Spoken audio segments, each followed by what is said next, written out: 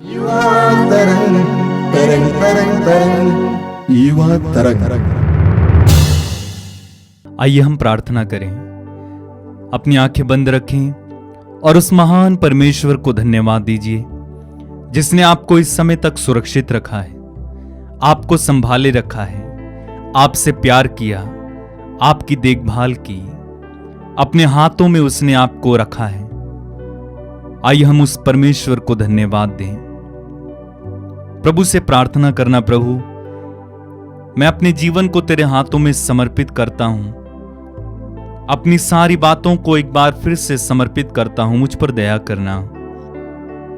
तेरे वचन में तूने कहा है, तुम्हारे लिए निर्धारित अपनी योजनाएं मैं जानता हूं, तुम्हारे हित की योजना अहित की नहीं, तुम्हारे लिए आशा में भविष्य की योजना। प्रभु मैं आपको धन्यवाद देता हूं कि आपने मेरे लिए अच्छी योजनाएं बनाई हैं, आशा में भविष्य की योजनाएं।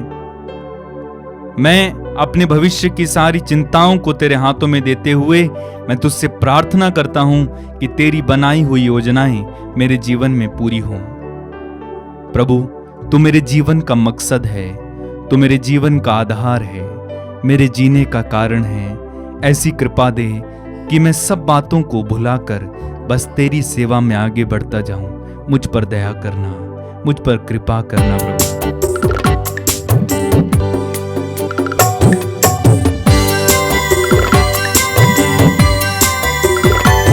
मेरे जीवन का मकसद तू है, मेरे जीने का कारण तू है। मेरे जीवन का मकसद तू है, मेरे जीने का कारण तू है। मेरे जीवन का मकसद तू है, मेरे जीने का कारण तू है। मेरे जीवन का मकसद तू है, मेरे जीने का कारण तू है। मैं जीऊं या मरूं वो तेरे लिए है, तू मेरा प्रभु। मैं जीऊं या मरूं वो तेरे लिए है, तू मेरा प्रभु। एक साथ। मेरे जीवन का मकसद तू है, मेरे जीने का कारण तू है। मेरे जीवन का मकसद तू है, मेरे जीने का कारण तू है। मैं जीऊं या मरूं, मैं जीऊं या मरूं वो तेरे लिए है, तू मेरा प्रभु। पिछला सब भूल कर मैं आगे दौड़ा चलूं, जो मेरे लिए धन था उसको मैं त्याग दूं। पिछला सब भूल कर मैं आगे ही दौड़ा चलूं, जो मेरे लिए धन था मैं उसको ही त्याग दूं। कि मैं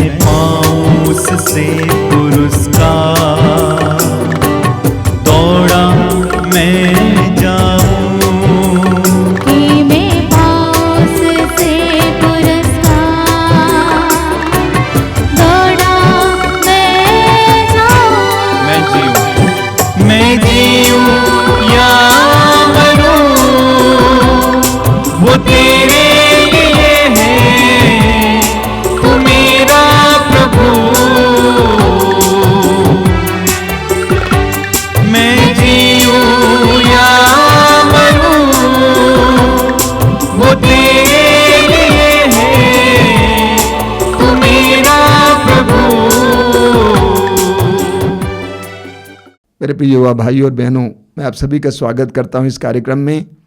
आपको बधाई देता हूं, प्रोत्साहित करना चाहता हूं कि आप इस कार्यक्रम में हमारे साथ जुड़े रहेंगे।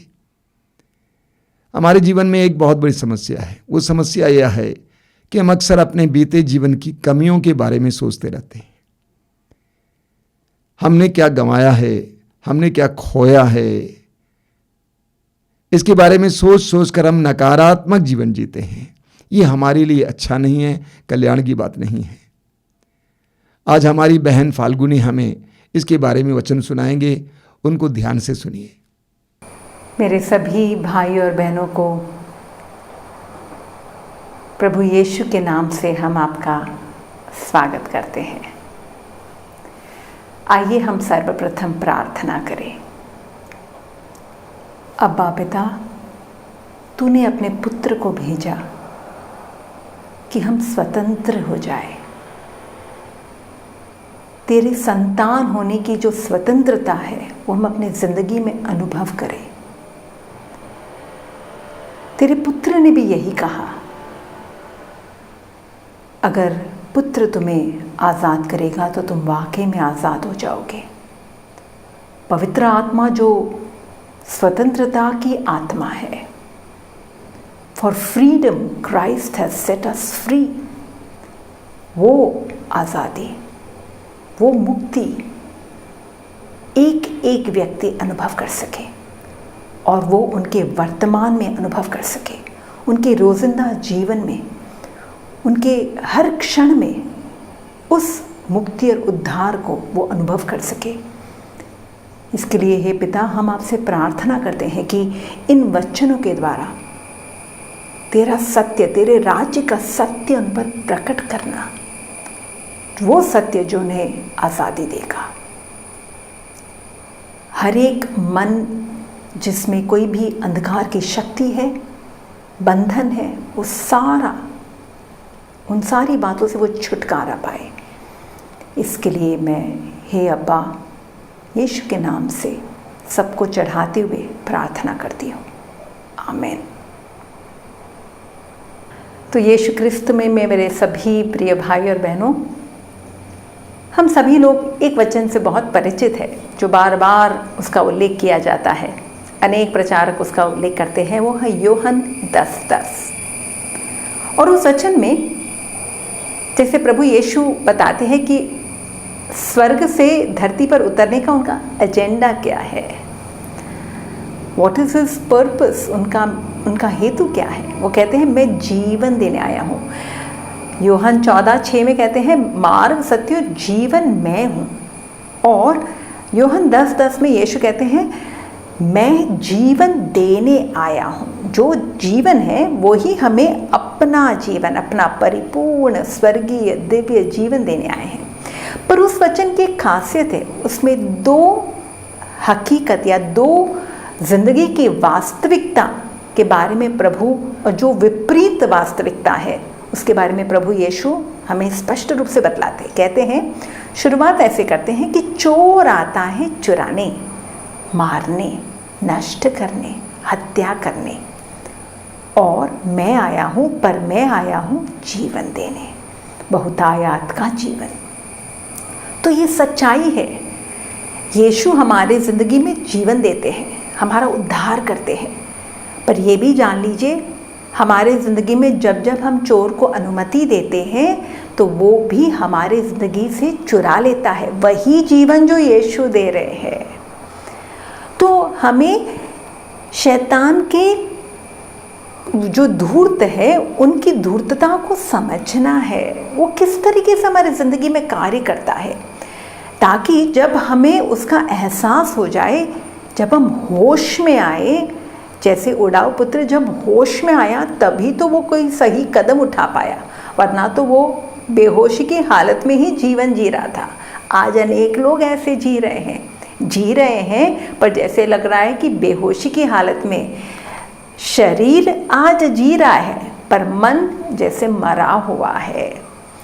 तो आज हम इन वचनों के द्वारा समझेंगे क्या मेरा मन, मेरी मानसिकता, मेरा मनोभाव क्या किसी बंधन में है, मैं किसी शैतान के अंधकार की शक्ति के शिकंजे में हूँ। एक बहुत बड़ा शस्त्र जहाँ पर शैतान हमारे जीवन में लूट रहा है, वो एक ऐसी मानसिकता है जिसके अनेक लोग, बल्कि मैं तो कहती हूँ अधिकतर लोग उसके कारण बीमार है। और वो क्या है, वो मानसिकता कौन सी है? वो है दोषारोपण या तो अपराध बोध, जिसको हम इंग्लिश में गिल्ट फीलिंग कहते हैं। और गिल्ट फीलिंग के साथ एक शेम, जो शर्म, और रिग्रेट यानी खेद होना, या मन में एक गिला शिकवा रहना। और ये जो गिल्ट फीलिंग है या ये जो रिग्रेट है, ये किसके? ये हमारे जीवन के अतीत से जुड़ा हुआ है। इंसान का जो समय है, जीवन का जो समय है, उसका एक बीता हुआ कल रहता है, उसका वर्तमान रहता है और उसका आने वाला कल। जी रहा है वो आज में, पर उसका मन कहाँ है? आज हम भले ही बाहर से कुछ भी कर रहे, मैं जानती हूँ आज अनेक भाई बहन ऐसे हैं जो गिरजाघर में आते हैं या ऑफिस में जाते हैं, वो सब बाहर से दिखावे के रूप में तो दिखाते हैं कि अच्छे हैं, पर उनका हृदय कहीं पर बहुत तड़प रहा है, संतप्त है। अकेले में वो बहुत रोते हैं, पीड़ा सहन करते हैं। और उसका एक बहुत महत्वपूर्ण कारण ये है कि वो अपने आप पर दोष लगाते हैं या तो दूसरों पर दोष लगाते हैं। और यीशु मसीह जो हम पर दोष लगाने नहीं आए हैं बल्कि हमें मुक्ति देने आए हैं, वो यीशु ही हमें इस दोषारोपण से, कि इस भावना से हमारा उद्धार कर सकते हैं। हालेलुया। जब ईश्वर खुद अपने वचनों के द्वारा मुझसे और आपसे ये कहते हैं, इज़ायास नबी के द्वारा अध्याय 43 वचन 18 में, पिछली बातें भुला दो, पुरानी बातें जाने दो। ईश्वर मुझसे और आपसे कह रहा है। और ये जो पिछली बातें हैं, कौन सी बातें हैं? जो कटु यादें हैं, दर्दजनक बातें हैं। आप खुद अपने ज़िंदगी में देखिए, हम बीती हुई घटनाओं के बारे में कितना सोचते हैं। काश मैंने ऐसा ना किया होता, काश मैंने वैसे शब्द या ऐसा व्यवहार नहीं किया होता। हम सभी गलती तो करते हैं, ये बात सच है। गलतियाँ किससे नहीं होती? हम सबसे पाप हुआ है। और जब हम कुछ वचन सुनते हैं या तो जब हमें उसे एहसास होता है कि हमने जो किया या तो जो करना चाहिए था जो नहीं किया, what we did और what we did not do, उसका जब हमें एहसास होता है तो मन में एक बहुत बड़ा रंजिश, एक दुख, एक दर्द होता है। और वो दर्द अच्छा है, पर वो दर्द हमें प्रभु को समर्पित करते हुए, पश्चाताप करते हुए हम अब आगे की ओर बढ़ेंगे। प्रभु नहीं चाहता कि हम बीती हुई बातों को ही याद करते रहे। हम उन बीती हुई बातों की गलतियों से शिक्षा ग्रहण करें, उसे वापस ना दोहराए और एक नया कदम और नए उत्साह के साथ आगे बढ़े। इसे तो प्रभु कहता है पिछली बातें भुला दो। आज अनेक लोगों के मन में यही है, काश मैंने उस समय पढ़ाई कर ली होती, उस समय मैंने ऐसे ही बेकार में समय ना गंवाया होता तो मैं परीक्षा में कितना अव्वल नंबर से पास हुआ होता। बात सही है, उस समय करना चाहिए था, पर अब मौका मत गवाओ। या तो उसने मेरे साथ ऐसा धोखा क्यों किया, उसने मेरे साथ ऐसी बेवफाई क्यों की, मेरे शरीर का इस्तेमाल किया। और बस वही दोष लगाना, या तो अपने ऊपर दोष लगाते हैं या तो दूसरे के ऊपर। ये दोषारोपण भावना के कारण आज इंसान अपनी शांति गंवा रहा है। साइकोलॉजिस्ट कहते हैं, the past does cast a mighty shadow on your present, and until you do not come to peace with your past, you can never enjoy your present.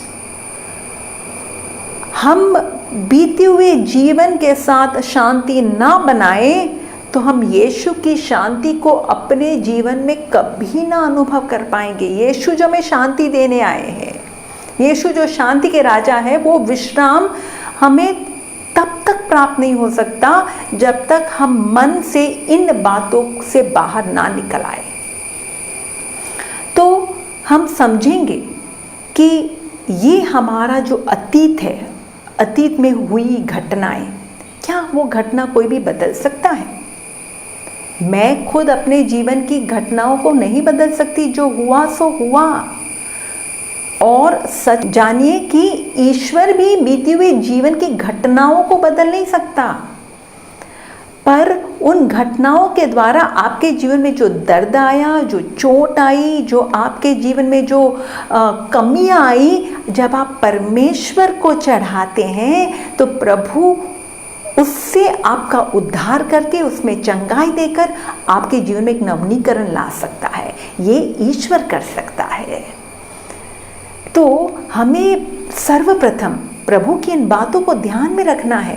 पिछली बातें भुला दो, पुरानी बातें जाने दो, क्योंकि आज मैं तेरे जीवन में कुछ नया करने जा रहा हूँ। वो नया हमें तब तक प्राप्त हो ही नहीं सकता, या हम उसका मज़ा ले ही नहीं सकते जब तक हम उन बीती हुई जीवन की यादों को, उन घटनाओं को, उन यानी दोष लगाने की जो भावना है हमारे मन में, उससे हम बाहर ना निकले। हालेलुया। विश्वासी के जीवन के इस यात्रा में अनेक लोगों से मेरा संपर्क हुआ। जब मैं रिट्रीट देती थी या प्रचार करती थी, कई लोगों ने अनेक अपनी ज़िंदगी की बातें मुझसे शेयर की, और उनके जीवन से और खुद अपने जीवन से भी कुछ अनुभव पाते हुए मैं ये समझ पाई हूँ कि शैतान हमारे मन में किस तरीके से वार करता है। क्योंकि बैटलफील्ड कहाँ है? मन। और उस मन में इस मानसिकता को अगर हम बनाए रखते हैं तो हमारे जीवन में हम क्या क्या गवा रहे हैं। हम इस पर थोड़ा मनन करेंगे और फिर समझेंगे कि परमेश्वर कहाँ हमें किस तरीके से उद्धार हमारा करता है। सर्वप्रथम, when you have guilt feeling, जब आपके अंदर जब गिल्ट होता है तो आप अपने जीवन में शांति से हाथ धो बैठोगे। You will never be at peace, बल्कि आप इमोशनली अनस्टेबल हो जाओगे, क्योंकि अंदर आप दुखी हो, निराश हो, उदास हो, आप खुश नहीं रह सकते। मैं कई लोगों को जानती हूँ जो टू मच ऑफ गिल्ट होने के कारण, मन में अपने आप को कोसने के कारण या दूसरों को कोसने के कारण वो अनस्टेबल हो गए हैं। कई लोग डिप्रेशन में चले जाते हैं, और कई लोगों को एंगर आउटबर्स्ट हो जाता है, यानी बहुत जल्दी से गुस्सा हो जाता है, बिकॉज वो आंतरिक रूप से शांति में नहीं है। इसलिए छोटी छोटी बातें उन्हें बौखला देती है। मन में इतना चिड़चिड़ापन, मन कोई भी सही तरीके से कुछ सोच नहीं सकता, वो कॉन्सेंट्रेट नहीं कर पाता। तो आज वो व्यक्ति अपने आप को प्यार नहीं कर सकता, जिस कारण से वो दूसरों को भी प्यार नहीं कर सकता। वो दूसरों के प्यार को स्वीकार भी नहीं सकता कितना भी, क्योंकि उसके अंदर चोट है। तो वो चोट के कारण वो दूसरों के प्यार से भी उसको दर्द होता है। उदाहरण के तौर से मान लीजिए मेरे शरीर पर अंदर में कुछ दर्द, चोट आई और अंदर मुझे दर्द हो रहा है। बाहर से तो दिख रहा है अच्छा, और आपने बड़े प्रेम से केवल हाथ मिलाने के उद्देश्य से मेरा हाथ पकड़ा और हाथ मिलाया, और मैं वहाँ चिल्लाने लगी। आप नहीं जानते थे कि मुझे अंदर चोट है, और मुझे लग रहा था कि आप मुझे दर्द दे रहे हो। आपका उद्देश्य था प्रेम दिखाना, सांत्वना देना, पर मुझे चोट, क्योंकि अंदर मुझे चोट है, दर्द है, इसलिए मुझे दर्द हो रहा है। तो जिसको भी अंदर आंतरिक एक घाव है, वो ज़रूर आज भी जब लोग उनसे प्यार से बर्ताव भी करते हैं तो वो एक्सेप्ट नहीं कर पाते। दूसरी बात जो हम अनुभव करते हैं, जब हमारे अंदर एक अपराध बोध मानसिकता है कि हम अपनी नज़रों में गिर जाएंगे, we will have an inferiority complex, हमारे अंदर एक हीन भावनाएं आने लगेगी कि मैं काबिल नहीं हूँ, मैं योग्य नहीं हूँ, मैं सुंदर नहीं हूँ। आप अपने आप को एक्सेप्ट नहीं कर पाते और आपको लगता है मेरा भाग्य फूटा हुआ है, मैंने ये गंवा दिया, मैं तो कम नसीब हूँ, मैं बदनसीब हूँ। और जिस कारण से आप अपने वर्तमान में कुछ भी सही फैसले नहीं ले पाते, ना कि आप अपने आने वाले भविष्य के बारे में कोई आशामयी बातें सोच सकते हैं, जिस कारण से आप अपने ड्रीम्स को, आप अपना हेतु, अपना गोल अकम्प्लिश नहीं कर पाओगे, क्योंकि मन में उत्साह ही नहीं है, या तो मन में वो विश्वास या तो वो भरोसा ही नहीं है कि मैं कर पाऊंगा, क्योंकि आप अपने आप को छोटा समझते हो। मेरे संपर्क में एक बहन है जो कहती है मेरे ज़िंदगी का कुछ नहीं होने वाला है, क्योंकि मैंने कितने सारे गलत कदम उठाए, गलत फैसले लिए, लोगों ने सही सलाह दी, पर मैं जानती हूँ मुझसे नहीं होगा, मैं कर ही नहीं सकती, क्योंकि ऐसा ही हुआ है। ये उसकी ज़िंदगी का एक पैटर्न हो गया है। वो एक्चुअली पैटर्न होना नहीं चाहिए था, पर उसके मन में परमेश्वर हमें एक नया मौका देता है, इसलिए कहता है कि बीती बातें भुला दो, मैं नया कुछ करने जा रहा हूँ, कर रहा हूँ। पर आप उस पैटर्न से बाहर ही नहीं निकल रहे हो। जैसे परमेश्वर ने कहा पुराने विधान में इजरायलियों को कि एक ही पर्वत के चारों ओर तुम 40 साल तक घूम रहे हो, अब बाहर आओ। तो प्रभु मुझसे और आपसे कह रहे हैं, हुआ सो हुआ, बीता हुआ पास्ट कोई नहीं बदल सकता। हाँ, किसी ने धोखा दिया, आपसे कोई गलती हो गई, आपने कोई गलत कदम उठा लिया, हो गया। अब प्रभु कहता है छोड़ो उसको और बाहर आ जाओ। हालेलुया। इन दिनों एक बहन मुझे फ़ोन करती रहती है और उसकी शिकायत एक ही है, उसकी भाषा एक ही है, all men are cheats, they are not worth trusting. और मैं जानती हूँ उस बहन की ज़िंदगी में क्या हुआ है। कुछ लोगों से उसका संपर्क हुआ था और 2-3 व्यक्तियों ने उनके साथ यानी उनकी भावनाओं को ठेस पहुंचाई थी, या उनका जो रिश्ता था उन्होंने कायम नहीं रखा, रिश्ता टूट गया।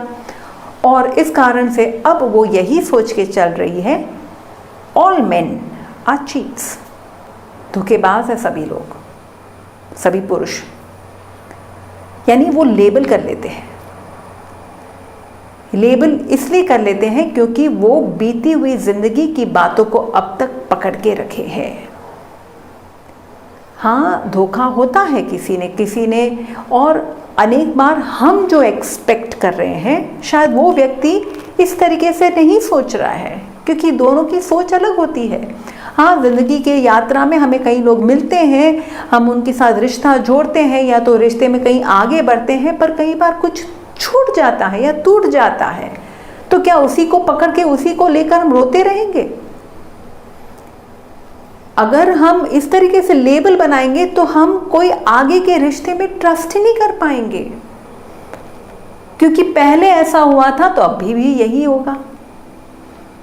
और कई लोगों के अंदर एक मन में एक हाँ, सेक्सुअली उनके साथ एक गलत संबंध जोड़ा गया था, तो जिस कारण से अब वो बहुत हार्ड हार्टेड हो जाते हैं, बहुत ही कठोर हृदय के हो जाते हैं, और उनको लगता है पहले भी ऐसी गलती हुई है ना, किसी ने गलत किया तो अब भी हो जाए, करे तो उसमें क्या फर्क पड़ता है। यानी वो उस गलत कार्य से बाहर ही नहीं निकल पा रहे। हालेलुया। जब ईश्वर हमें शांति देते ना, शांति के 3 डायमेंशंस हैं।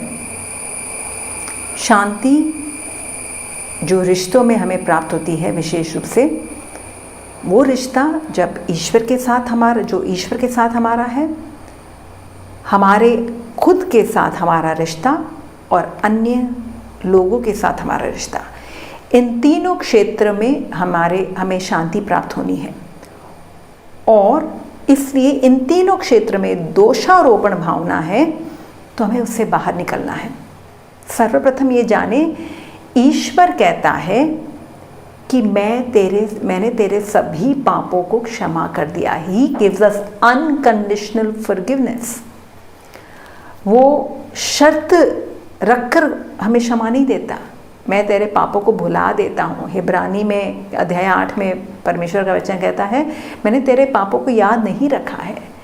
तो we have to accept this forgiveness from God.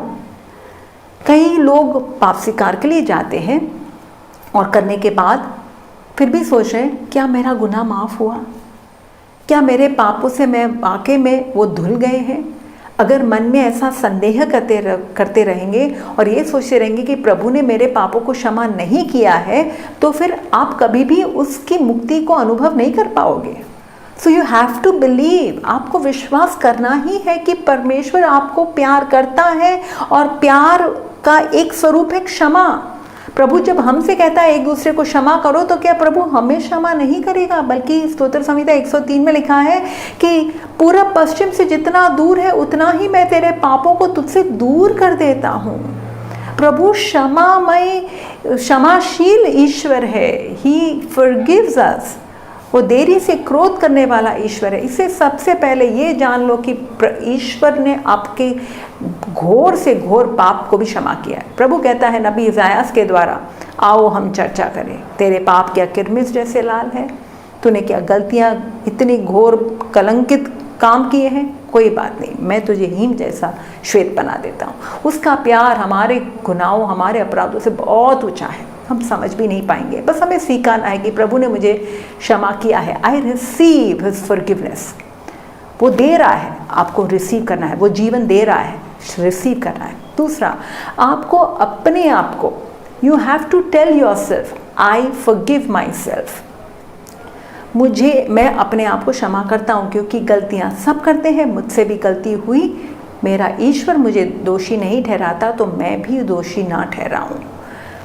जब यीशु ने पेतरुस को पूछा कि क्या तुम मुझे प्यार करते हो, तो ईश्वर क्यों उसे, क्योंकि कहीं ना कहीं उसके अंदर एक बात ये कचोक रही होगी कि मैंने प्रभु को अस्वीकार किया। यीशु उसे उसके दिल में ये स्थापित करना चाहते थे, मैंने तुझे नहीं त्यागा, बस तू अभी आगे बढ़। जब पापिनी स्त्री को रंगे हाथ पकड़ा गया था व्यभिचार के पाप में, लोग आ रहे थे, उस पर दोष लगा रहे थे, और वो भी शायद अपने आप पर दोष लगा रही होगी, पर यीशु ने क्या कहा? मैं दोष नहीं लगाता। तो प्रभु कह रहा है मैं दोष नहीं लगाता, तू भी दोष मत लगा। और तीसरा, दूसरे लोग पर हम जो दोष लगाते हैं, यहाँ पर मैं आपको एक बात सच बताना चाहती हूँ। सभी लोग हमारी एक्सपेक्टेशंस के अनुसार कार्य नहीं कर सकते, क्योंकि सबों का चरित्र, उनका व्यवहार, उनकी सोच अलग अलग होती है।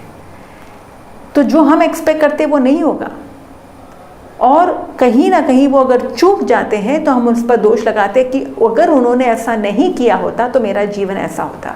पर अगर आप इस तरीके से दोष लगाते रहोगे, then you cannot see what God can do for you. Why are you expecting people to do for you? You are the apple of God's eye. आप ईश्वर के आंखों की पुतली हो, किसी और के आंखों की पुतली नहीं हो, ईश्वर के आंखों की पुतली हो। यानी ईश्वर आपकी रक्षा करेगा, ईश्वर आपके भाग्य को संवारेगा। आपका कर्तव्य क्या है, आपको क्या करना है, आपको उनके जीवन की, उनके द्वारा जो चोट आई, उनके द्वारा जो कमियां आई, आप प्रभु को सौंप दीजिए। ईश्वर उसकी भरपाई करेगा। जो भी गवा दिया, प्रभु उसकी भरपाई कर सकता है। कमियों में परमेश्वर कार्य कर सकता है। काना के विवाह भोज में दाखरस की कमी आई, तभी तो यीशु ने चमत्कार किया, है ना। तो हमारे जीवन की कमियों में हम प्रभु को समर्पित करेंगे तो ज़रूर वहाँ पर हम परमेश्वर के महान सामर्थ्य को अनुभव कर पाएंगे। एक और बात बतलानी ज़रूरी है, जब परमेश्वर हमारे पापों को क्षमा करता है तो हमें आनंद से जीना है। जानना है कि वो वाकई में उसने क्षमा किया है, तो हम आनंद और शांति में जीवन अनुभव करने के लिए तो प्रभु ने जीवन दिया है। उड़ाव पुत्र जब वापस आया, पापा वहाँ पर बड़ा सा भोज दे रहे हैं और सबको दावत पे बुला रहे हैं, पापा आनंद मना रहे हैं। और सोच लीजिए, उड़ाव पुत्र अभी भी कह रहा है, हाय मैं पापा के घर से क्यों चला गया, हाय मैंने क्या किया, मैंने सब कुछ बेकार में अपना जीवन बर्बाद कर दिया। अगर वो यही सोचता रहेगा तो पापा कहेगा, मैंने ये दावत किसके लिए दी है?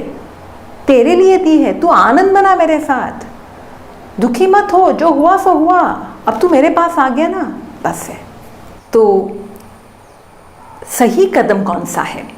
सही कदम ये है, हम बीती जिंदगी की घटनाओं को, यादों को, परिस्थितियों को, जो भी हमारे जीवन में चोट आई है, दर्द हुआ, घाव मिले, सभी लोगों को ईश्वर की ओर लेकर आते हैं। हम क्षमा देते हैं और स्वीकारते हैं, एक्सेप्ट करते हैं ईश्वर के हाथों से और उसे समर्पित कर देते हैं, ताकि ईश्वर की चंगाई, ईश्वर का उद्धार, ईश्वर की जो मुक्ति है, हम उसको अनुभव कर सके। जो कुछ भी यीशु को समर्पित किया जाता है, उसमें प्रभु उसको बदलते हैं। 5 रोटी और 2 मच्छी जब लाई गई तो प्रभु ने उसी में जो कमी थी उसमें आशीष दिया है। जहाँ बदलना है प्रभु बदलेंगे, जहाँ पर बढ़ाना है प्रभु बढ़ाएंगे। प्रभु जानता है क्या करना है, हमें परमेश्वर के पास आना है। And every day you have to accept yourself कि मैं यीशु मसीह में ईश्वर की धार्मिकता हूँ। मैं पापी थी, पर यीशु की करुणा से, उसके दया से, उसके प्रेम से और उसके क्षमा और उसके क्रूस बलिदान से अब मैं धर्मी हूँ। हालेलुया। मेरे प्रिय भाई और बहनों, याद करें यीशु की ही बातों को। लोत की पत्नी के समान ना बनना।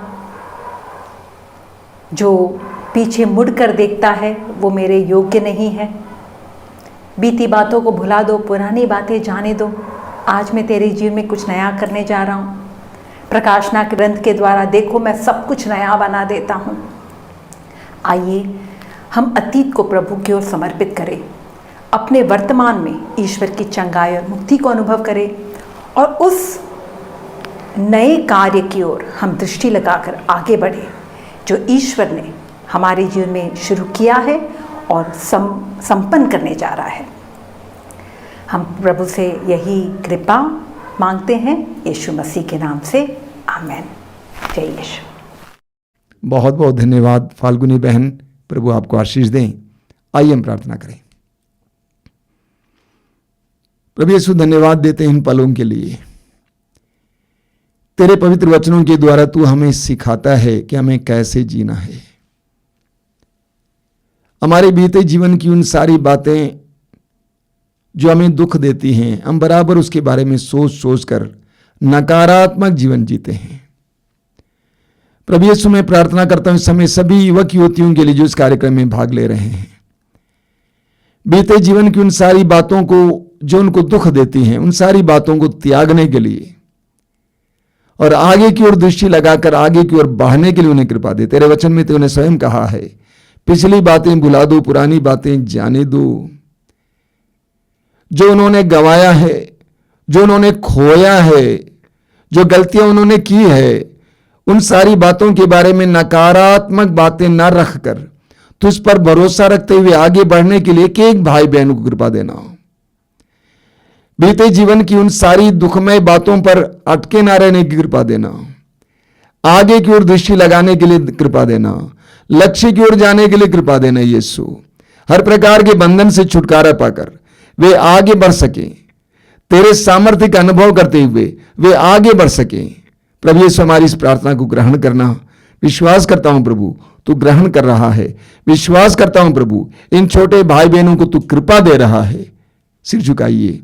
सर्वशक्तिमान परमेश्वर, पिता और पुत्र और पवित्र आत्मा आप लोगों को आशीर्वाद प्रदान करें। आमीन। गीत सुनिए, गुनगुनाइए, उसको अपने हृदय में ग्रहण कीजिए। मुझ पर हुई है कृपा, बेकार न जाने दूं, जिसने मुझे है चुना, उसकी ओर मैं बढ़ूं। मुझ पर हुई है कृपा, बेकार न जाने दूं, जिसने मुझे है चुना, उसकी ओर मैं बढ़ूं। देखूं तेरी सलीब पर खींचा मैं